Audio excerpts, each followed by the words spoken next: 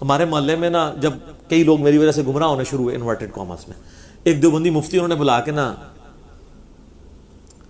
درس کروایا، اور آیت کے ایک ٹکڑے پہ وَأُولِي الْأَمْرِ مِنْكُمْ، سورہ نساء نمبر 59، اور اس سے انہوں نے امام حنیفہ رحمہ اللہ تعالیٰ کی تقلید ثابت کی کہ اطاعت کرو اللہ کی رسول کی اور امام حنیفہ کی۔ حالانکہ امام حنیفہ کی یہ بھی تقلید نہیں کر رہے، کیونکہ امام حنیفہ کو کینگرو کا نہیں پتہ، ان کو قطبین پہ نماز کا مسئلہ نہیں پتہ کہ 6 مہینے کا دن 6 مہینے کی رات ہوتی ہے، ان کو انتقال خون کا نہیں پتہ، پوسٹ مارٹم کا نہیں پتہ، ویڈیو کیمرے کا نہیں پتہ، جس کے آگے سے مولوی ہٹتے نہیں ہیں۔ یہ تو آج کے اجتہاد تو قیامت تک جاری ہے، آج کے تو زیادہ تر مسائل تو امام حنیفہ کے دور کے مسائل نہیں تھے۔ تو اولی الامر منکم، اولی الامر منکم خلیفۃ المسلمین کے بارے میں اس پہ ہی وہ پورا اس نے لیکچر دیا۔ تو وہاں ہمارے ایک بھائی جن کی داڑھی بھی نہیں تھی، وہ کھڑے، ان کا حضرت صاحب یہ آیت آگے بھی پڑھے نا، یہ آیت پوری تو نہیں آپ نے پڑھی، یہ آیت ہے یا ایھا الذین آمنوا اطیعوا اللہ واطیعوا الرسول واولی الامر منکم فان تنازعتم فی شیء فردوه الی اللہ والرسول۔ اگر اولو الامر سے بھی تمہارا جھگڑا ہو تو معاملے کو پلٹانا ہے اللہ اور اس کے رسول کی طرف، کتاب و سنت کی طرف۔ ان کنتم تؤمنون باللہ والیوم الآخر، اگر واقعی تم اللہ اور یوم آخرت کو مانتے ہو، ذالک خیر و احسن تأویلا، اسی میں تمہاری خیریت ہے اور اسی کا انجام بہتر ہونا ہے۔ تو یہ آگے آپ پڑھیں نا، اس میں تو آیا کہ آپ تقلید اگر مطلقاً ہوتی تو امام سے اختلاف ہی نہ ہوتا، یہ تو اس امام سے اختلاف کا کہا گیا ہے کتاب و سنت کی روشنی میں۔ وہ کہتے ہیں جی میرا درس بس صرف اتنے حصے پہ تھا۔ سر آندہ کے لیے آپ ایسے درس کیا رکھیں، نماز کے قریب مت جاؤ، پھر ہمارا کوئی اسٹوڈنٹ آپ اٹھ کے کہے گا سر آگے پڑھے لکھا ہوا ہے جب تم نشے کی حالت میں ہو۔ اس سے اگلا درس رکھیں کہ اللہ ہی عیسیٰ ابن مریم ہے، پھر ہمارا اسٹوڈنٹ آپ کو بتائے گا اس سے پیچھے بھی لکھا ہے لقد کفر الذین قالوا ان اللہ هو المسیح ابن مریم۔ کہانیاں، ڈرامے، 2 نمبریاں۔ اس لیے دیکھ لیں سر، میں کل اپنے بھائیوں سے کہہ رہا تھا کہ اس وقت الحمدللہ، ویسے میرے ایک بڑے قریبی بڑے بیبے بھائی ہیں، امریکہ میں ہوتے ہیں، کیا نام ہے جی؟ چودھری محمد صاحب، ہاں دیکھ رہے ہوں گے، السلام علیکم۔ کئی سال پہلے وہ آئے نا، اس وقت تو یہ ہمارا فتنہ اتنا بڑا نہیں تھا انورٹڈ کاما میں، آزمائش، تو وہ اس وقت بھی کہتے تھے یوٹیوب کا بے تاج بادشاہ، حالانکہ یہ 4-5 سال پرانی بات ہے، اس سے اتنی ایٹ لیسٹ۔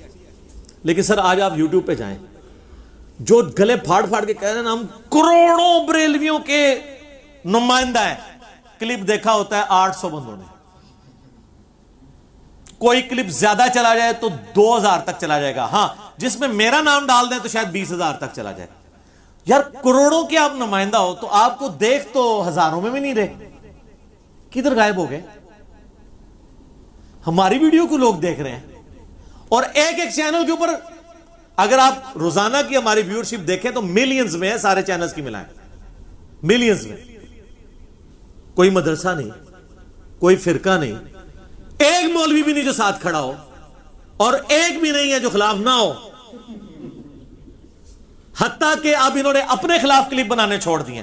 میں نام نہیں لیتا، وہ لال رومال والی سرکار 1 سال ہو گیا کوئی کلپ ہی نہیں ان کا آ رہا، کیوں؟ توحید کا کام مکمل ہو چکا ہے، کسی بھی ٹاپک پہ کلپ بنانا بند کر دیے، اور جو ادھر بیٹھے ہیں ان کے جانشین وہ بھی میرے خلاف بنا رہے ہیں، بریلوی تو میرے خلاف بنا رہے ہیں۔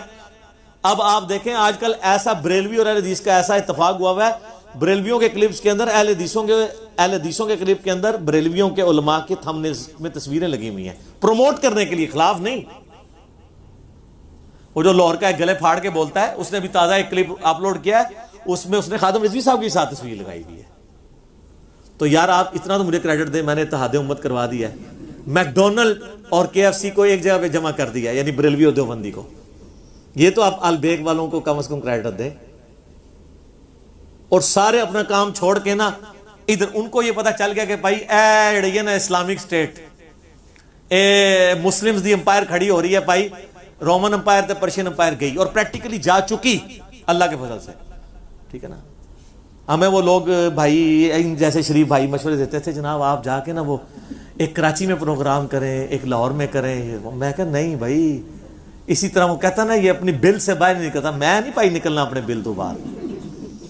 بخاری مسلم کی حدیث ہے، قرب قیامت میں ایمان مدینے میں ایسا لوٹ آئے گا جیسے سانپ اپنی حفاظت کے لیے بل میں لوٹ آتا ہے۔ حضور نے ایمان کو بل میں لوٹنے سے تشبیہ دی ہے۔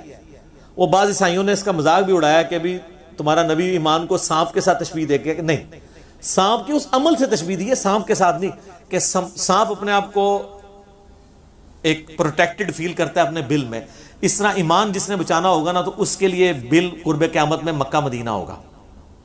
تو ہماری یہ جو دار ارقم ہے نا اکیڈمی، دار ارقم ہم اس لیے کہتے ہیں کہ یہ لوگ نبی الاسلام کو مکہ شریف نہیں جانے دیتے تھے، انہی کے باوجدات ہیں نا، تو یہ ہمیں مسجدوں میں نہیں جانے دیتے، ہم نے اپنا دار ارقم کھول لیا۔ نبی الاسلام بھی دار ارقم میں تبلیغ کرتے تھے۔ تو یہ دار ارقم جو ہے نا یہ بیسیکلی آپ اسے اصحاب کہف کا غار کہہ لیں جسے ہم ولید بھائی کہتے ہیں، یا کچھ بھی کہہ لیں، ہم اپنا ایمان بچا کے ادھر بیٹھے ہوئے ہیں، ٹھیک ہے جی۔ تو یہ اسامہ بھائی ہمیں مشورے دیتے تھے کہ جناب آپ لاہور میں کریں، میں نے کہا نہ بھائی نہ، ضرورت ہی نہیں ہے، چپ کر کے کھڈ میں بیٹھو، اور لاہور میں کسی حال میں نہیں، لاہور میں جتنے ان کے فرقوں کے لوگ آباد ہیں ان کے گھروں میں، ان کی بیٹھکوں میں گھس کے ان کے بچوں کے موبائلوں میں چلے جاؤ، جب وہ اکیلے بیٹھ کے چھپ کر کے ہماری ویڈیوز دیکھ رہے ہوں، ان کے ابا جی کو پتہ بھی نہ ہو۔ یہ کمال ہے، یا لاہور میں الحمرا حال میں لیکچر ڈیلیور کرنا اور اس کی ایک ویڈیو بنا لینا، بعد میں کسی کو پتہ بھی نہیں ہو وہاں پہ ہوا ہو۔ تو اللہ کا فضل ہے کہ یہ پلیٹ فارم دعوت حق، اس کی جو دعوت حق کی طاقت، میں نہیں کہتا ہماری طاقت ہے، وہ اسی پہ ہے کہ ہم نے لوگوں کو کتابوں سے جوڑا ہے، اور ہم ان بابوں کو مانتے ہیں جو کتابوں کو مانتے ہیں۔ جو بابے کتابوں کو نہیں مانتے واللہ انہوں نے تو عزت یہ ویل کی تھی اسی بنیاد پہ۔ آپ کسی بزرگ کی عالم دین کی عزت کیوں کرتے ہیں کہ یار اس کو قرآن حدیث کا علم ہے، اور اگر وہ قرآن حدیث کا دشمن ہو، نہ خود پڑھے نہ کسی کو پڑھنے دے، اور الٹا کہے کہ جو ڈائریکٹ پڑھے گا گمراہ ہو جائے گا، وہ عزت کے قابل رہ جائے گا؟ مجھے لوگ اکثر کہتے ہیں جناب جن بزرگوں کے ذریعے آپ تک یہ قرآن و حدیث پہنچے آپ ان کا احترام نہیں کرتے۔ سر میں کرتا ہوں، میں ان بزرگان دین کا بھی احترام کرتا ہوں، میں ان انگریزوں کا بھی احترام کرتا ہوں جن کے پرنٹنگ پریس پہ اتنی کلرڈ بک دارالاسلام نے چھاپی ہے، اگرچہ میں ان انگریزوں کو رحمت اللہ علیہ نہیں کہہ سکتا کیونکہ وہ کفر پہ مرے ہیں، آپ کو اس لیے نہیں کہہ سکتا کہ آپ کے بزرگوں میں اکثر گستاخانہ عبارتیں ہیں۔ تو صرف بزرگوں کا نام نہ لیں کہ کتابیں انہوں نے بچائی ہیں، نہ، آپ کے بزرگوں پہ ہوتا تو 8-10 ہی بخاری کے نسخے ہوتے ہیں۔ یہ تو انگریز کا کمال ہے، اس نے پرنٹنگ پریس آپ کو دیا ہے تو آج گھر گھر میں بخاری موجود ہے۔ یہ انگریز کا کمال ہے کہ یوٹیوب دی ہے اور جناب اپلیکیشنز اسلام 360 یا مکتبۃ الشاملہ بنے ہیں، ایزی قرآن و حدیث بنے ہیں۔ اس میں آپ کے بزرگ کا کیا کمال ہے؟ وہ تو ایک گھڑی نہیں بنا سکے جس میں آپ نماز کا ٹائم سیٹ کر سکیں۔ تو اب آپ اس طرح کریں، انگریزوں کی عزت کرنا شروع کر دیں، ان کے آگے اونچا سانس لینا چھوڑ دیں، ان کا احترام شروع کر دیں، کیونکہ انہوں نے دین آپ تک پہنچایا نا، کنٹریبیوشن ہے۔ تو کیا کہیں گے؟ نہیں یار، جب ان کے عقیدے کتابوں کے مطابق نہیں، بے شک انہوں نے خدمت کی ہے، تو یہ تو آپ کو کہہ رہے ہیں۔ اور اگر آپ کے قرآن و حدیث سے ثبوت تو سن لیں، بخاری مسلم دونوں میں حدیث ہے، نبی علیہ السلام نے فرمایا اللہ تعالیٰ فاسق سے بھی دین کا کام لے سکتا ہے۔ وہ کہتے ہیں نہیں، محمد بن قاسم اگر آل امیہ سے تھا تو اسلام پھر کیسے یہاں پہنچا ہوگا؟ اگر اس نے، میں کہتا ہوں اگر وہ اسلام لے کے بھی آئے تو اس سے اس کی غلط چیزیں غلط ہی رہیں گی۔ حجاج ابن یوسف نے اگر کوئی اچھا کام کیا ہے، عبد الملک بن مروان نے قبۃ الصخرہ ڈوم آف دا راک یروشلم میں بنوایا ہے، تو ہزاروں صحابہ کو بھی تو قتل کروایا ہے انکلوڈنگ عبداللہ ابن زبیر۔ تو آپ وہ کام اپنی جگہ، برائی اپنی جگہ، اللہ فاسق سے بھی دین کا کام لے سکتا ہے۔ اور ان کی مت تو ویسے ہی ختم ہو گئی ہے۔ سر آپ کے بابوں نے کلمے پڑھائے تھے یا نہیں پڑھائے تھے؟ ڈاکٹر ذاکر نائک حافظہ اللہ تعالیٰ نے سینکڑوں ہندوؤں کو، جن میں ہندوؤں کے پنڈت بھی شامل ہیں، آن کیمرہ کلمہ پڑھایا۔ تو یہ ہزاروں جو لوگ مسلمان ہوئے ہیں ڈاکٹر ذاکر نائک کے ہاتھ پہ، تو کیا بریلویوں نے ڈاکٹر ذاکر نائک کو جو ہے وہ مان لیا ہے شیخ الہند، غوث وقت؟ کیا کہیں گے؟ وہ کہیں گے کلمہ پڑھایا تو کیا ہوا؟ عقیدے تو صحیح نہیں نے۔ تو سر تواڈے بھی، تواڈے بابے دے عقیدے بھی ٹھیک نہیں نے، کلمہ پڑھایا تو کیا ہوا؟ جو آپ بات کریں گے، جو آلو آپ ہمیں فٹ کریں گے، آپ کو پتہ نہیں اس سے پہلے آپ کو فٹ ہو رہا ہوگا۔ تو آپ نے اگر ہماری بات پہ آنا ہے تو آئیں۔ اسی کو ہم نے عرض کیا کہ مرنے سے پہلے اے مسلمان کر لے اس پہ غور، کتابوں کا خدا اور ہے، بابوں کا خدا اور۔ کہنے کو تو دین سب کا اسلام ہے، لیکن کتابوں کا جہاں اور ہے، بابوں کا جہاں اور۔